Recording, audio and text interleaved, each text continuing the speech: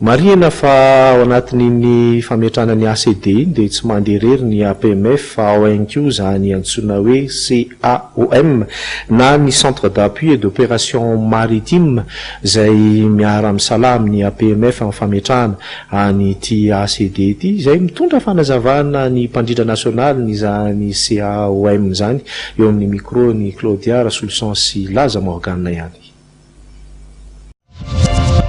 Port tamatavy irery ihany amin'ny port 7 eto Madagasikara no manana dérogation fa ny ankoatran'izay zany dia tsisy manaja ny code ISPS. Amin'izao fotoana izao zany ny APMF dia efa manao an'izay fanamby lehibe zay hoe ao anatin'ny 10 taona dia tsy maintsy vita ara-dalàna ny fanatetrahana sy fanajana ny code ISPS io ka misy port 10 ngezabe aloha zany ny port international dia Tamatavy zany, Fort Dauphin, Majunga, Tuléar, Digo,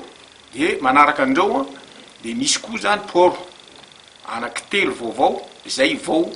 nakarina ho direction régionale moa izy tamin'ny décision ny conseil d'administration teo dia Nosy-Be zany Sainte-Marie ary Fort Dauphin koa zay miverina fanondrono zany satria Fort Dauphin efa international radio amin'izao fotoana izao. Ao anatin'ny resaka code ISPS tsy misy resaka ACD zany fa ny zavatra takiny ny code ISPS dia ny hoe tsy maintsy araha-maso ny fitaovana rehetra, araha-maso ny entana indrindra ao anaty sambo ny entana zay tonga avy any ivelany zany ka ireo entan'ireo zay zany le atao hoe tsy maintsy misy suivi dia alohan'le suivi an'ireny cargaison reny nefa zany misy an'le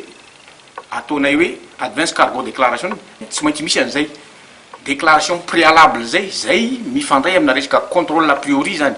le ACD zany terme technique fotsiny iny hoe ilazana an'le izy fa ny votoatiny resaka dia ny hoe misy contrôle a priori ary misy suivi de cargaison mba hahafahana miaro an'le firenena ary mba hahafahana mahafantatra hoe misy entana misy loza avy eo